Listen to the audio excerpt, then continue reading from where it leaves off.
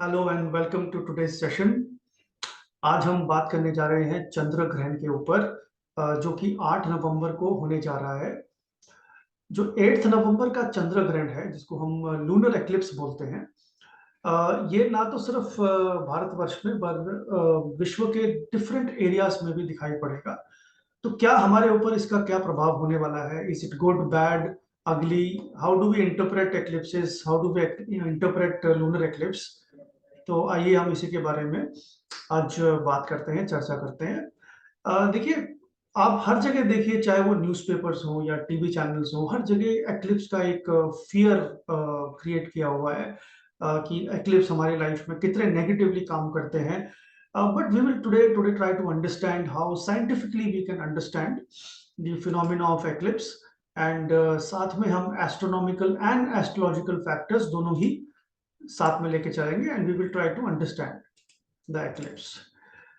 Firstly, जैसे कि आप लोग जानते हैं, जो यूनिवर्स है, जो जोडियक है, it is such a beautiful arrangement of different metaphysical bodies, that इन्हीं के आपस के कनेक्शन से डिफरेंट डिफरेंट जो है एनर्जी एक्सिस क्रिएट होते हैं।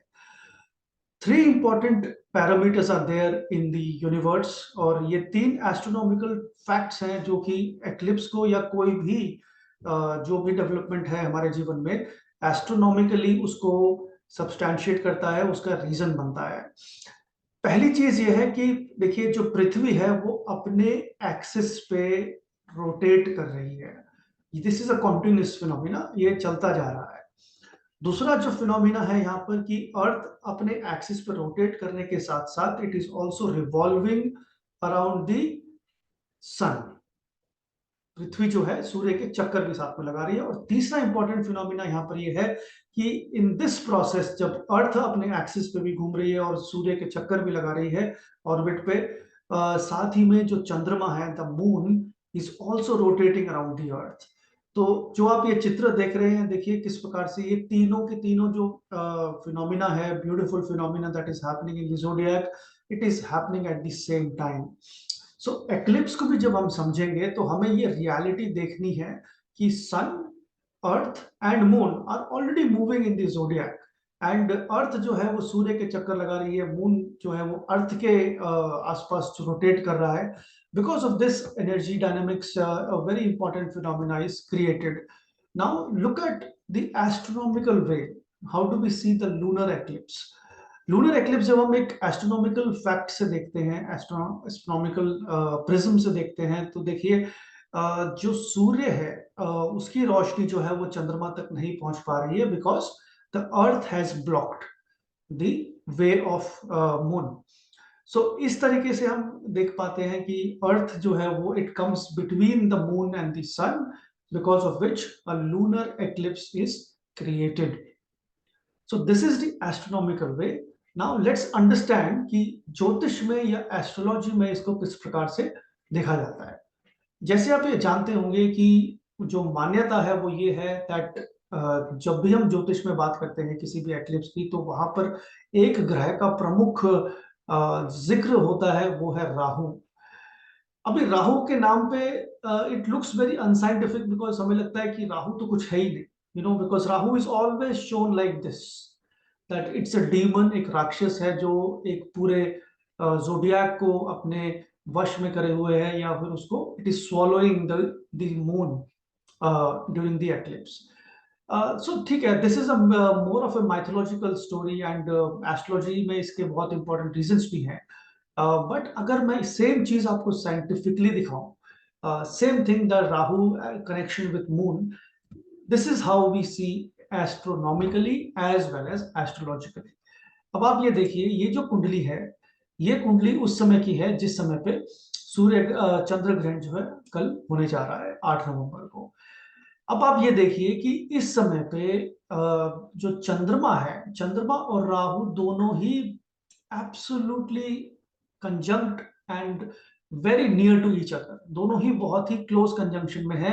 और इस वजह से ही ये जो सोलोइंग ऑफ द मून है, ये जो आप लेफ्ट साइड में फोटो देख रहे हैं, this is what it represents in the real scientific world, moon Rahu conjunction.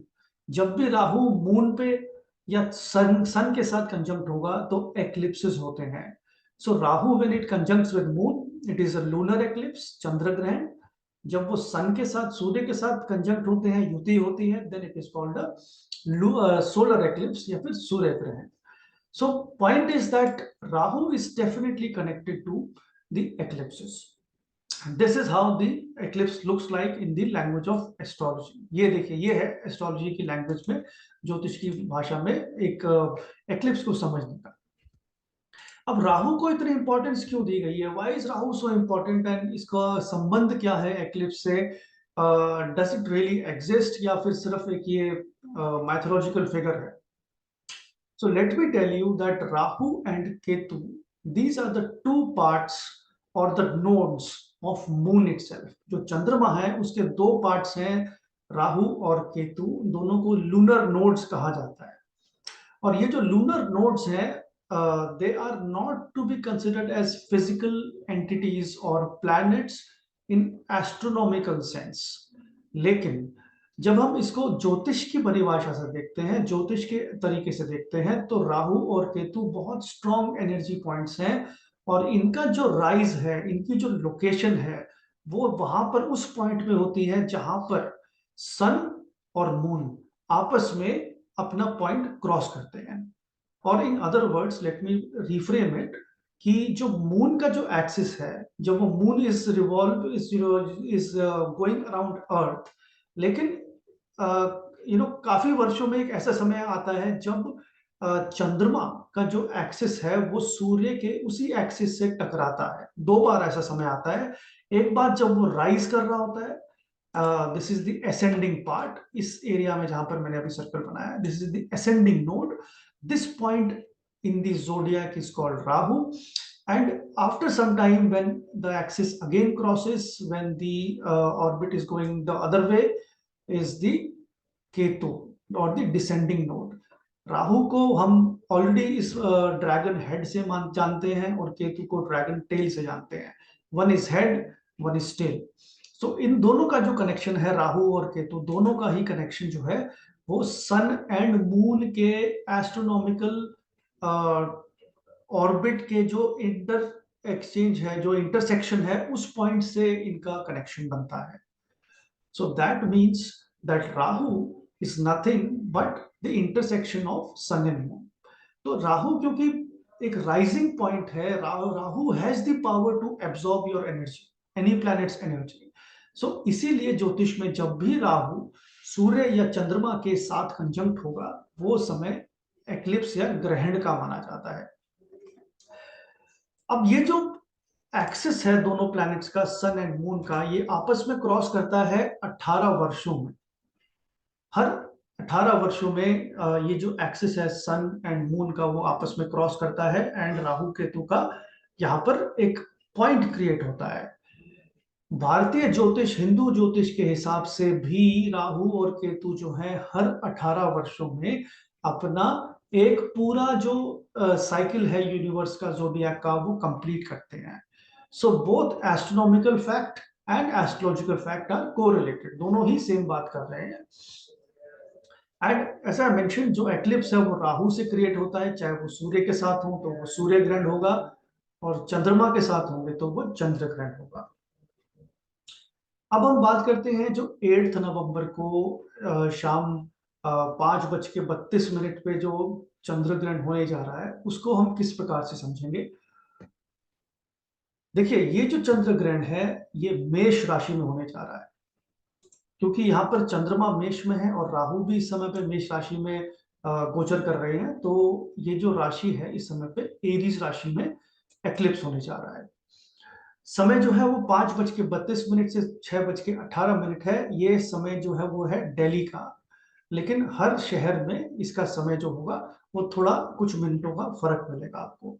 तो आप अपने शहर के हिसाब से ये समय देख सकते हैं।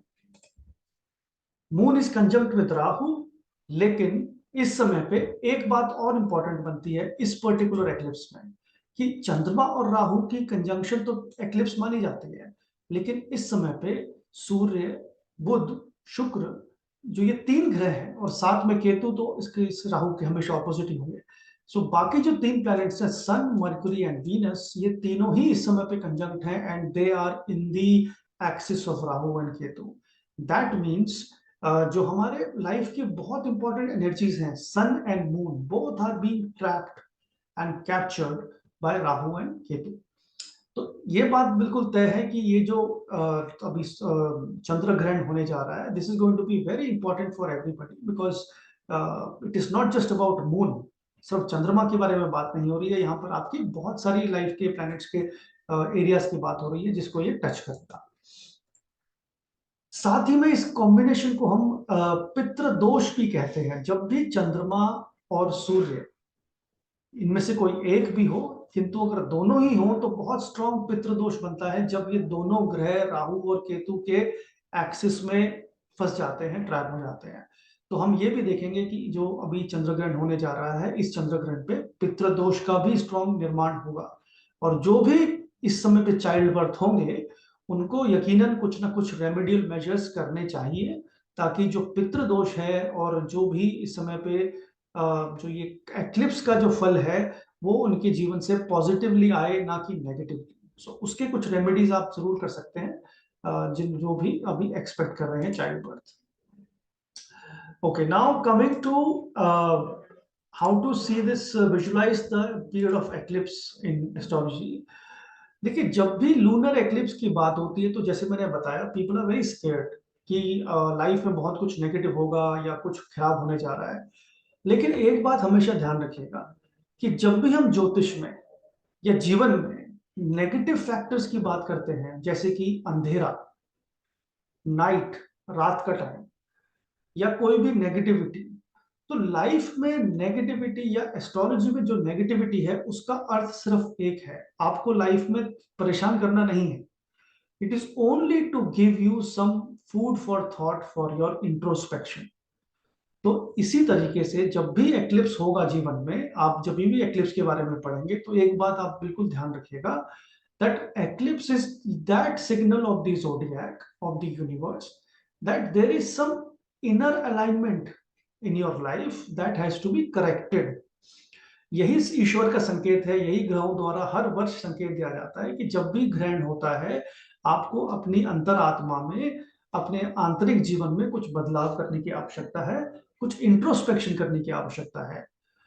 इन other words, this is nothing but spirituality, because spirituality is what we call as introspection and understanding about our life goals, our life path. तो थोड़ा सा पॉज करना है, ब्रेक लेना है, लुक अक्रॉस योर लाइफ, अलग अलग एरियाज में लाइफ के देखिए क्या चल रहा है और कैसे आप उसको बेटर कर सकते हैं। And that is the way how any eclipse, और for that matter any negativity, is to be considered. ज्योतिष में भी जब हम कुंडली का अध्ययन करते हैं तो कुछ भाव जो हैं सो कॉल्ड नेगेटिव भाव होते हैं, हमें लाइफ में परेशान करते हैं, लेकिन उनका जो असल मतलब है वो परेशान करना नहीं है, बट आपकी स्पिरिचुअलिटी को डेवलप करना है। Spirituality is what is your reason of existence. आप क्यों जीवित हैं, आपका क्या पर्पज है लाइफ का, आप अपनी लाइफ में अपने कर्मास को, अपने एक्शंस को ठीक तरीके से कर रहे हैं कि नहीं, आपका माइंड, आपके थॉट्स अपने कर्मा से अलाइंड है कि नहीं। All these factors must be introspected at this time. अब ये जो मेष राशि में जो होने जा रहा है, ये आपको देखना है कि मेष राशि आपकी कुंडली में किस स्थान पर पड़ती है। जिस भी स्थान पर पड़ेगी उस एरिया ऑफ लाइफ से रिलेटेड आपको अपना स्पिरिचुअलिटी या इंट्रोस्पेक्शन को बढ़ाना है। Now how do we direct our energy and किस तरफ हम आगे बढ़ें, तो देखते हैं किस प्रकार से हम इसको देख सकते हैं। एरीज राशि की बात करते हैं। एरीज राशि के लिए, मेष राशि के लिए जो ये सूर्य चंद्र ग्रहण है वो पहले भाव में होने जा रहा है, which is the first house. पहला भाव हमारे धर्म का है, धर्म इन द सेंस हमारी moral values. So you have to see आपके जो लाइफ गोल्स हैं, आपके जो लाइफ के जो पर्सपेक्टिव्स हैं, आर दे मॉरली करेक्ट। क्या आप जीवन में हर चीज मॉरली करेक्ट है? Are you going in the right direction? That is what you have to figure out. Also see your life goals, क्योंकि पहला भाव या पहली जो राशि है मेष राशि के पहले भाव में आपको यही संकेत है कि अपनी लाइफ को कंप्लीटली रीअलाइन करने की आवश्यकता है, और साथ ही में अपनी हेल्थ पे भी इस समय पे इंट्रोस्पेक्ट करने की आवश्यकता है, क्योंकि पहला भाव जो है ये हमारे लाइफ गोल्स और हेल्थ दोनों को दर्शाता है, हमारे बिहेवियर को दर्शाता है। So these are the areas where you need to introspect and correct it. देखिए, दो तरीके से हम इसको इंट्रोस्पेक्ट कर सकते हैं, इधर वी आर गोइंग राइट और इधर वी आर गोइंग रॉन्ग। अगर आप गलत जा रहे हैं तो उसको ठीक करिए, और अगर आप कुछ नहीं कर रहे हैं उस बारे में तो उसके लिए कुछ एक्शंस करना शुरू करिए। So it can be either changing of life goals और you make new life goals for yourself. Similarly, अगर हेल्थ इश्यूज चल रहे हैं तो अभी हेल्थ इश्यूज को प्रायोरिटी दीजिए। हेल्थ अगर ठीक है तो फिर भी हेल्थ को ज्यादा इंपॉर्टेंस देने की आवश्यकता इस समय पे है। नाउ टॉरस राशि, मेष, वृषभ माफ कीजिएगा। वृषभ राशि के लिए जो एक्लिप्स है वो है 12वें भाव में, 12th हाउस। और ये 12वां भाव जो है ये हमारे मोक्ष का भाव है। तो कौन से एलिमेंट को यहाँ पर इंट्रोस्पेक्ट करना है, स्ट्रॉन्ग करना है? वो करना है आपकी थिंकिंग एंड इमेजिनेटिव स्किल्स। आपकी जो लाइफ में हर चीज को बहुत टाइटली पकड़ने की जो शक्ति है, या आप बहुत स्ट्रांगली हर चीज को कंट्रोल करना चाहते हैं, 12वें भाव में वो कंट्रोल छूट जाता है लाइफ में। तो हमें अपनी लाइफ में भी अभी धीरे धीरे कंट्रोल को ईज करना चाहिए, दूसरों की लाइफ पे या चाहे अपने गोल्स को लेके, everything. Just take it easy, थोड़ा सा अपने माइंड को काम करिए, शांत करिए, and you need to think after some introspection, and ताकि माइंड थोड़ा कूल रहे, उसके बाद सोचना शुरू करिएगा। तो यहाँ पर आपकी इमेजिनेशन, आपकी थिंकिंग एंड आपकी फॉरगिवनेस या लेटिंग गो वाली स्पिरिट काम करेगी। इस पे आपको वर्क करना है। मिथुन राशि, जेमिनाई। मिथुन राशि के लिए जो एक्लिप्स होने जा रहा है वो है 11वें भाव का। 11वां भाव हमारा एक प्रमुख काम स्थान है, द हाउस ऑफ डिजायर्स। और यहाँ पर कौन से डिजायर्स घर माना गया है? ये है हमारी लॉन्ग टर्म डिजायर्स, या हमारे गेन्स ऑफ लाइफ। तो यहाँ पर आपको आवश्यकता पड़ेगी कि आप थोड़ा शॉर्ट साइटेड मत हुई लाइफ के अंदर। Don't look too near to you कि आज कल एक महीने में क्या होने जा रहा है। This is very short. इतनी छोटी सोच रखेंगे तो जरूर आपको प्रॉब्लम होगी, and you may not be able to think clearly. What you need to do is look at the long term, make long term plans. एक साल के बाद आप क्या, कहां पर होंगे, क्या कर रहे होंगे? 5 साल के बाद अपने आप को कहाँ देखते हैं? इस लेवल पे अपनी लाइफ को अलाइन करिए, अपने गोल्स को अलाइन करिए, चाहे वो रिलेशनशिप्स हो या करियर हो या बिजनेस हो। Accordingly you need to align your goals. But yes, this is the house of Kama. That means desire. Having a desire is very important. आप अभी अगर डिजायर कुछ भी नहीं है और आप you are very comfortable in your life, then that is also not very good. You need to move out of your comfort zone right now and make long term goals. बात करते हैं कर्क राशि की, कैंसर साइन की। Cancer sign जो है वो है आपका मोक्ष का भाव। और माफ कीजिएगा, कैंसर राशि के लिए 10वें भाव में एक्लिप्स होने जा रहा है, जो आपके एक अर्थ का भाव है। अर्थ के जहां जहां पे एलिमेंट्स पड़ते हैं ज्योतिष में अलग अलग भावों के अंदर, तो वो जो रिलेशनशिप है वो बड़ा ट्रांजैक्शनल रिलेशनशिप होता है हमारी लाइफ में। मीन्स टू एन एंड वाला रिलेशनशिप, जहां पर हम अपना उतना ही कार्य करते हैं जितना हमें मिलता है, गिव एंड टेक वाला रिलेशनशिप रहता है। तो क्योंकि कर्क राशि के लिए जो ये एक्लिप्स है वो 10वें भाव में होने जा रहा है, और 10वां भाव हमारे कर्मा का है, हमारे करियर का है, हमारी लाइफ की अप्रोच का है। तो ये समय आपके लिए है इस बारे में चिंतन करने का, about your career, about your actions. अगर आप जॉब या बिजनेस नहीं करते हैं तो you need to think again and make some plans for your career. क्योंकि अर्थ भाव है तो प्रैक्टिकल थिंकिंग विल हेल्प। यहाँ पर अभी इमोशनल होने की आवश्यकता नहीं है। The more emotional you get, the bigger problem it will be. So don't be emotional. Earth राशि है यहाँ पर, ये अर्थ का यहाँ पर भाव पड़ता है। तो 10th हाउस जो है वो अर्थी होने की वजह से practical approach is very important, and अपने करियर और कर्मा को इस समय पे एक्टिवेट करने की आवश्यकता है। देन वी कम टू लियो, सिंह राशि। सिंह राशि के लिए जो एक्लिप्स है वो 9th हाउस में होने जा रहा है, और नवम भाव जो है वो धर्मा का भाव है, हमारे धर्म का। लेकिन धर्म का कौन सा पार्ट यहाँ पर इंपॉर्टेंट है? हायर थिंकिंग का एंड रिलीजन। सो धर्म is not just religion in terms of your rituals, but in the way you interpret life. Life में जो आपकी इंटरप्रिटेशंस हैं, आपकी जो पर्सपेक्टिव्स हैं, उनको फाइन ट्यून करना पड़ेगा, उनको एक बार रीअलाइन करना पड़ेगा, उनके बारे में सोचिए। क्योंकि जो आपके पर्सपेक्टिव्स हैं या तो बहुत ही ऑर्थोडॉक्स हैं, या you are very very lenient. You need to find a middle path. Otherwise क्या होगा कि आप एक्सट्रीमिटीज के अंदर you will find yourself in trouble. So अपनी हायर थिंकिंग को डेवलप करिए, कुछ अपनी थिंकिंग को बेटर करने के लिए नए नए लोगों से मिलिए, कुछ अच्छी किताबों का अध्ययन करिए, शास्त्रों का अध्ययन करिए। Anything which involves learning is going to be very good for you. तो use this time to build a better perspective about your life and improve on your religious elements. बात करते हैं वर्गो राशि की। वर्गो राशि के लिए, कन्या राशि के लिए 8वें भाव में ये एक्लिप्स होने जा रहा है, ग्रहण होने जा रहा है। 8वां भाव जो है वो मोक्ष का स्थान है, और मोक्ष का स्थान होने की वजह से ये आपकी ट्रांसफॉर्मेशंस का भाव बन जाता है, हमारी डीप स्पिरिचुअलिटी का भाव भी बन जाता है। तो कन्या लग्न वालों के लिए जो इस समय पे आपको ध्यान रखने की बात है वो ये है कि जो आपके डीपर थॉट्स हैं, जो आपकी डीप थिंकिंग है, दब रिप्रेस्ड, जो दबी हुई भावनाएं जो आपकी रही हैं, या जो ऐसे विचार जो कभी बाहर नहीं निकल पाए, उनको दोबारा से अभी इंट्रोस्पेक्ट करने की आवश्यकता पड़ेगी। उनको थोड़ा सा और समय दीजिए। But whatever you do, you have to get to the core, the root of the problem और the root of the solution. Surface level पे अभी बात करने की आवश्यकता नहीं है। आपको अपनी लाइफ के सारे चैलेंजेस को जड़ से, from the roots you have to address them. Only then this eclipse will be good. Otherwise आपको ये eclipse बहुत ही मेजर चेंज लेके आएगा, और वो चेंज पॉजिटिव भी हो सकता है और negative, depending on how your 8th house is.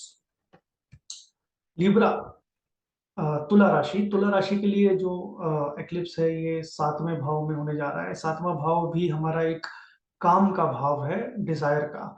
और यहाँ पर कौन सी डिजायर हमारी एक्टिवेट होती है, वो है हमारी सोशल रिलेशनशिप्स की desire. So this is the time when you have to move out of your individuality. आपको लोगों के साथ कोलैबोरेट करना होगा, आपको लोगों के साथ पार्टनरशिप्स करनी होंगी, अपने लाइफ पार्टनर के साथ अपने संबंध को बेटर करना होगा, क्योंकि उनके सपोर्ट से ही आप आगे बढ़ पाएंगे। So look into the advice of your partner, उनसे एडवाइस लीजिए, उनके उनके साथ बैठ के समझिए प्रॉब्लम्स को, and look how your relationship is progressing. Give time to your relationship and it will be very good phase. अगर आप बिजनेस में हैं तो यकीनन this is going to be a very good phase, because ये house of business में है। तो अपने बिजनेस में नई पार्टनरशिप्स को आप देख सकते हैं स्टार्ट करने के लिए। अगर आप जॉब में भी हैं या फिर किसी और करियर में हैं, तो ये पब्लिक लाइफ के लिए बड़ा इंपॉर्टेंट पैरामीटर है, specially for those who are politicians और पीपल हु आर सेलिब्रिटीज। उनके लिए जो है, उनके ऑडियंसेस जो हैं, उनके जो क्लाइंट्स हैं, या फिर उनकी जो जनता का प्रेम है, वो उनको इस समय पे मिल सकता है, अगर वो अपने रिश्तों को थोड़ा अलाइन करें या रीअलाइन करें उनके साथ। तो इस बारे में हमें चिंतन करने की आवश्यकता है। वृश्चिक राशि, स्कॉर्पियो। वृश्चिक राशि के लिए जो ये एक्लिप्स है वो है 6ठे भाव का एक्लिप्स। 6ठा भाव हमारा अर्दी साइन है, ट्रांजैक्शनल हाउस होता है। ट्रांजैक्शन मतलब we have to adopt a very practical approach regarding this. तो यहाँ पर दो इंपॉर्टेंट चीजें हैं जो आपकी लाइफ में आपको बदलनी होंगी या उनके बारे में इंट्रोस्पेक्शन करना होगा। एक है आपका लाइफस्टाइल, और एक है आपकी डेली हैबिट्स। इन दोनों पे ही विचार करिए और देखिए कहीं आप कुछ एक्सट्रीम कंडीशंस में तो नहीं है, या फिर आप कुछ ऐसा काम तो नहीं कर रहे हैं which is going to spoil your health, whether it is mental health और physical health. You have to look on into that. साथ ही में जो आपके कॉम्पिटिटर्स हैं, जो आपके जिसको हम ऑफिस में कॉम्पिटिटर्स बोलते हैं, लेकिन अगर स्टूडेंट हैं आप, तो आपकी कंपटीशन में जो आप एग्जाम्स देने वाले हैं, उसके लिए ये समय बहुत ही अच्छा है। You are going to get a lot of gains, but you need to change your lifestyle, you need to change your habits। अपने हैबिट्स बदलिए, अपनी लाइफस्टाइल, अपना खान पान, रहना सोना सब थोड़ा सा चेंज करिए। Only then this eclipse will be positive for you. बात करते हैं धनु राशि की, सैजिटेरियस। धनु राशि के लिए ये पंचम भाव, 5th हाउस में जो है एक्लिप्स होने जा रहा है। 5वां भाव धर्म का भाव है, हमारे मॉरल वैल्यूज का। लेकिन कौन सी मॉरल वैल्यूज का, यहाँ पर हम लर्निंग की बात कर रहे हैं। You know the kind of planning we are doing in life, the kind of innovative, the creativity we are bringing in our lives. So this is that element you need to introspect. क्योंकि धनु राशि के लिए पंचम भाव में ग्रहण का मतलब आपकी जो लाइफ की प्रति प्लानिंग है आपकी, वो पूरी प्लानिंग ही आपको थोड़ी-थोड़ी बदलनी पड़ेगी कहीं न कहीं पे, because somewhere your plan is not going very successful. So please change that plan or look into more inputs from others. And साथ ही में आपका जो attitude है, if you have a positive attitude towards life, then nothing can stop you. So work on your attitude and be very, very positive. Only then the eclipse will be good for you. बात करते हैं Capricorn sign की, मकर राशि की. मकर राशि के लिए ये 4th हाउस में होने जा रहा है एक्लिप्स. 4th हाउस मोक्ष भाव है. मोक्ष भाव में कौन सा मोक्ष का पार्ट है यहाँ पर? हैप्पीनेस का, हमारी सुख सुविधाओं का, और साथ में मन की शांति का. तो ये जो समय आपके लिए है, देखिए आप ऑलरेडी बहुत जगह पे इन्वॉल्व होंगे, आपके करियर में, आपके पर्सनल लाइफ में. Your mind is completely scattered, हर जगह आपके विचार अब इस समय पे फैले हुए हैं. आपको सबको अभी कंसोलिडेट करना है, because your happiness means everything right now. So अपनी हैप्पीनेस के बारे में सोचिए फिलहाल कुछ समय के लिए. Look at the sources of happiness, कहाँ कहाँ पे आपको खुशी मिलती है, क्या करने से खुशी मिलती है, और उस पर विचार करने के बाद ही आपको इस एक्लिप्स का पूरा फायदा मिलेगा. तो ये समय आपके लिए जरूर अच्छा है, लेकिन अपने बारे में सोचना जरूरी है इस समय पे. कुंभ राशि, जिसके लिए ये तीसरे भाव में एक्वेरियस के लिए एक्लिप्स होने जा रहा है. तीसरा भाव हमारा पहला काम भाव है, जिसकी डिजायर्स का हाउस होता है. इसका मतलब आपकी जो डिजायर्स हैं लाइफ के अंदर, उसको जागृत करने की आवश्यकता है. Whether that desire is for name, fame, career, money, whatever, but इस समय पे आपको अपनी डिजायर्स पे काम करना है. You have to activate your desires. एक छोटी ट्रैवल या छोटी दूरी की यात्रा आप इस समय पे कर सकते हैं, क्योंकि यात्रा करने से आपको अपने इनर अलाइनमेंट का एक्सप्लोरेशन होगा. You will be able to understand your desires better. So कुंभ राशियों के लिए एक short travel is very good. अपनी कम्युनिकेशन स्किल्स पे काम कर सकते हैं, और साथ ही में अपनी एक्सप्रेशन को, या अपने एक्सप्रेशन प्लस कम्युनिकेशन पे काम कर सकते हैं. उससे आपको लाभ होगा. फाइनली मीन राशि पाइसेस. पाइसेस के लिए ये दूसरे भाव में एक्लिप्स होने जा रहा है, जो कि हमारा अर्थ का भाव है. अर्थ अगेन जैसे मैंने बताया ट्रांजैक्शनल है.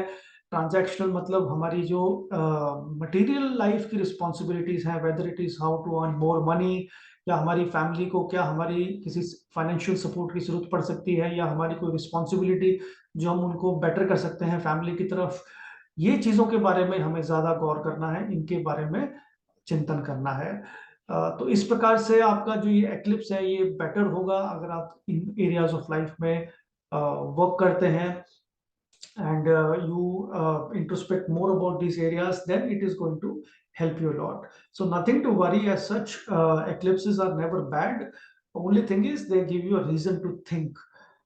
So now you know, आपको पता है अब इस वीडियो देखने के बाद कि वो क्या रीजंस हो सकते हैं जिसके बारे में आपको सोचने की आवश्यकता है. तो उस पर काम करिए, और ईश्वर करे आपकी सभी मनोकामनाएं पूरी हो. धन्यवाद. नमस्कार.